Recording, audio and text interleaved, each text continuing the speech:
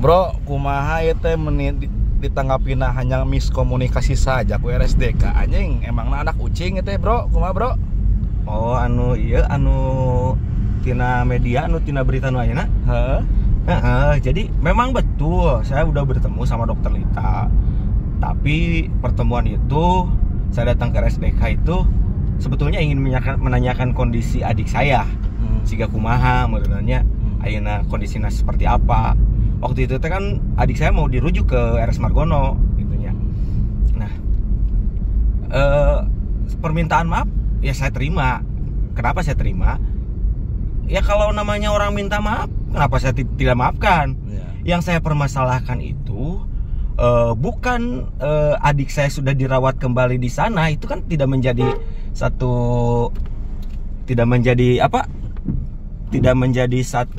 solusi. Nah, jika dia bilang ini hanya miskomunikasi, sedangkan menurut kacamata saya miskomunikasinya itu bisa menyebabkan hal yang fatal. Miskomunikasi antara siapa? Apakah antara pihak RSDK dengan keluarga pasien?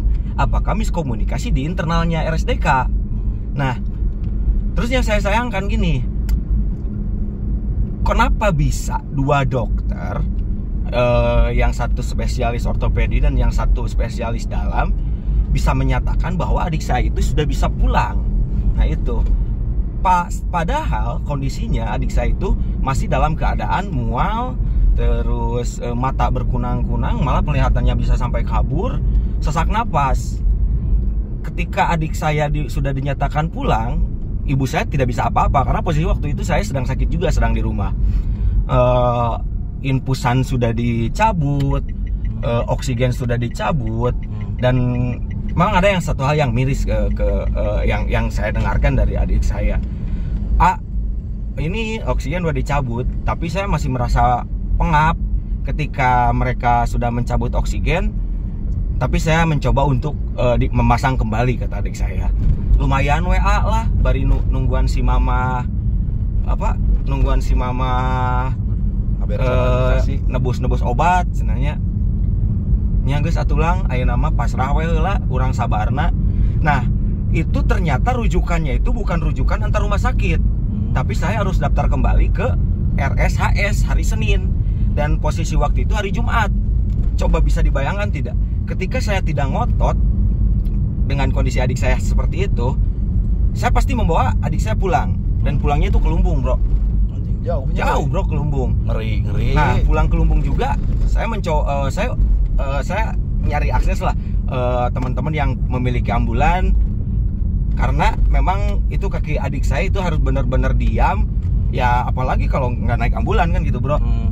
Nah, dan terjadilah dan alhamdulillah ya, setelah komunikasi dengan saya, walaupun saya agak tidak enak dengan pembicaraan admin dari pihak pengaduan, pihak bidang pengaduan pelayanan, bidang pelayanan gitu. Mereka bilang di sana, jadi keluarga bapak maunya apa? Loh, kok nanya ke saya maunya apa? Sedangkan saya tidak punya kompetensi untuk menjawab. Saya tidak tahu kondisi adik saya itu seperti apa. Tindakan medis yang harus dilakukan itu seperti apa? Karena ya saya memang tidak punya kompetensi dalam bidang kesehatan itu, bro. Itu sangat kurang bagus lah bahasa seperti itu. Dan pada akhirnya setelah debat panjang, walaupun saya tidak puas dengan jawabannya, karena jawabannya sangat normatif, karena itu kata dokter. Tapi kan perawat juga harus mengetahui bagaimana sekarang kondisi adik saya seperti apa. Ya masa tidak tahu adik saya sedang dalam keadaan sesak, dalam keadaan mual-mual, dalam keadaan mata berkunang-kunang, dan HB-nya itu di kisaran angka 4,7, itu jauh di bawah normal. Nah, setelah saya debat panjang, adik saya diizinkan kembali untuk dirawat di RSDK dan dipasang kembali infusannya, dipasang kembali oksigennya. Nah, kemarin saya ketemu dengan langsung besoknya, hari Sabtu kalau nggak salah, atau hari Minggu lah, ada kabar lagi, ini di Margono ada yang kosong, kata itu dokter Lita. Tapi saya sudah mencoba ke RSHS, itu semuanya penuh. Bisa dibayangkan nggak? Senin saya ke RSHS, soalnya rujukannya RSHS, dan RSHS dengan dalam keadaan penuh. Terus saya bisa apa? Membawa pasien ke Bandung tapi penuh, saya harus balik lagi kan? Iya tuh. Manusiawi tidak? Ya, ente sih. Nah, kan gitu. Jadi kia bro. Nah, malam nak iya mahnya bro nya. Malam nanti adik saya tengah drop deui ketika diputuskan untuk dirawat kembali. Ngedrop sesak, itu sesak berat. Malah udah matanya udah kabur lah. Nah, sebelumnya waktu adik saya belum disuruh pulang, saya itu mencoba mencari pendonor. Nyoba mencari pendonor dan dapat itu dari teman-teman kita di anak 234 SC dari saudara Ikok. Dan PMI bilang dari pihak Ikok, ya udah ada yang cocok katanya teh. Nah, kenapa itu tidak disegerakan untuk ditransfusi ke adik saya? Malah ditransfusinya itu malamnya. Coba kalau adik saya pulang pasti tidak dapat transfusi lah. Soalnya kan disuruh pulangnya juga siang. Tidak bisa mendapatkan transfusi otomatis kan. Nah, ketika tidak mendapatkan transfusi, darah-darah yang sudah saya kumpulkan di PMI ya kemana kan gitu. Terus itu cocok. Jadi apa yang tidak cocok itu gitu kan? Sedangkan saya juga masih mampu untuk mencari donasi untuk mencari pendonor yang lain. Dari teman-teman saya juga ada, dari teman-teman organisasi lain juga ada yang siap untuk mendonorkan. Tapi dengan alasan ya darahnya ada kelainan dan tidak cocok. Tapi yang saya aneh kok darah brother Ikok bisa masuk gitu. Terus saya agak tersinggung terkait statement yang dilontarkan oleh Dokter Lita. Dia bilang ini hanya miskomunikasi saja. Hanya miskomunikasi saja. Jadi hanya miskomunikasi tapi bisa mengakibatkan hal yang fatal gitu kan. Itu kurang ya kurang baik lah, bukan jawaban yang solutif. Ya jadi saya betul-betul tersinggung lah, dan saya merasa disepelekan oleh pihak pelayanan RSDK. Begitu bro. Untuk kedepannya bro, ya masukan atunya masyarakatnya kos urang-urang lah menengah ke bawah gitu kan, harapan lah didinya gitu kan ya bro nya. Dari urang mah si masyarakat mah lamun eueuh nu paham meunang mangga we pasrah. Nah, harapan aku mah bro sugan. Itu bro. Jadi kan kalau kemarin saya tidak kritis dengan keadaan ini, pasti otomatis itu adik saya pulang ke Lumbung nih bro. Dan ketika di rumah di Lumbung, oke, di sini saya punya akses ambulan lah dari teman-teman relawan. Nah, kalau terjadi lagi drop, itu kan otomatis saya adik saya itu diambil lagi ke RSDK karena dari pihak bagian pelayanan itu lewat WhatsApp. Ya kalau ada apa-apa sih nggak, silahkan ambil dilarikan lagi ke RSDK. Itu sangat tidak efisien menurut saya. Ya jadi cobalah ketika kemarin saya tidak kritis dan hanya nurut saja ke pihak RSDK, pasti otomatis adik saya sudah dibawa pulang. Dan ketika dibawa pulang, saya nunggu hari Senin mungkin ya, harus ke RSHS. Kan dari RSDK jawabannya RSHS itu sepenuh.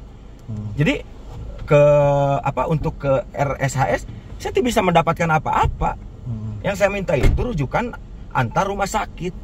Dan ketika ke Margono itu rujukan antar rumah sakit dan langsung ditindak di Margono gitu. Oke. Siap atau bro. Itu bro lah kecewaan saya mah. Mudah-mudahan lah ya mau jadi pelajaran bronya, mudah-mudahan untuk kedepannya pelayanan di RSDK itu lebih baik. Ya. Mudah-mudahan lah bronya. Ya jadi kemarin mereka menganggap selesai ya bro ya. Menganggap selesai.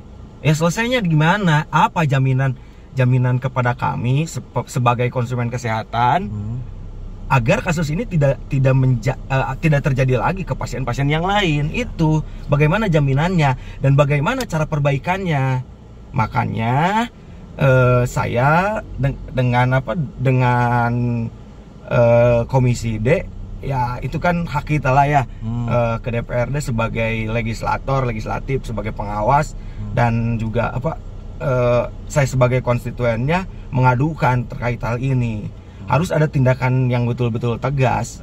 Apalagi itu kedua dokter yang kok bisa gitu kondisi pasien dalam keadaan sesak, dalam keadaan mual, dalam kurung kondisi stabil lah, kok sudah disuruh pulang gitu.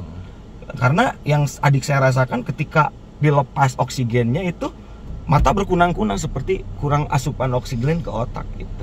Oke, siap bro lah gitu bro ya, beneran. Satu bro, bye-bye lah bro atau bro, Ciamis bersih bola enak bro. Ciamis bersih, Ciamis